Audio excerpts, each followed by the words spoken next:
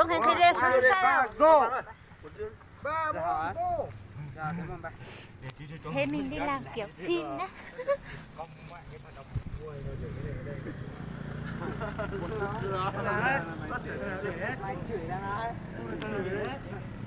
Khoan nè, làm kiểu hả tía ấy thì họ có tôi nhớ tặng em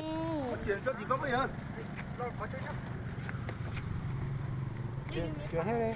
Cả nước ngọt đều vào dưới đây. cay Đây là của cho đấy nó chỉ nó chó thì chờ xuống. Tiền phải là trứng lá khổ cả. Nhà thì hai đứa trứng chăn chăn đó. Im lại cha ông lại hắn nói trứng cọc Cái là hai thôi. cái là hai thôi cháu ạ đấy thôi Cái là hai. Ở nhà ấy nhà cái trẻ kín nào ra đi này.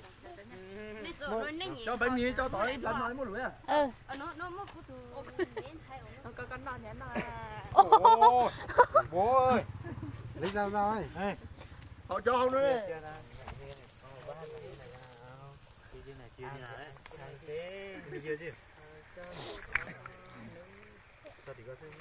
cho nữ nó sẽ mệt từ hồng nó chơi hồng bia chứ sẽ hồng bia mà không biết cho tên là họ đem mà tao nó chân giá tôi tăng tiền luôn chưa có sẽ trong cặp này ôi giờ chúng tôi sẽ cái thế này như là nó là cái tôi nói là gì nhá ngon thật luôn nếu của tôi nói là gì tăng kế em có đến thế thì cũng tiết kiệm không Phỏng vấn. trời ơi Anh thấy thì thế này. hôm nay cảm giác nó hơi vất vả chú mua cho lại rất vui nữa mà Anh có thấy thè không? có cảm giác là chưa từng như thế này có chứ mọi người có thể trông cả ăn miếng được không sao nó chồng một chiếc thì thay dù chú mua nhà nhiều khi hay đấy thì dụ lên hẳn lên ta đang ngoái bèo nó nó vô bò cho là Rất là ngon luôn.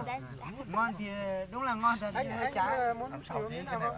vâng cho vào đây luôn rất là món chữ anh cho vào hết vâng Làm luôn cho em cảm anh wow nó thật đây Ngon không? ôi Có ngon như gà nướng thế này có phải là gà nướng. Cái này gà nướng. trời để làm gà nóng ở đây to hơn nè mình thả ăn và xuống lâu này cô sa nè đời này nè à ui bỏ hết cứ cho vào đấy được nhỉ luôn cả sao không mang đi rửa rồi mấy bố ăn bổng mẹ ông cứ làm như thế chứ nó đau bụng chéo đau bổng trên một chế tất cả chế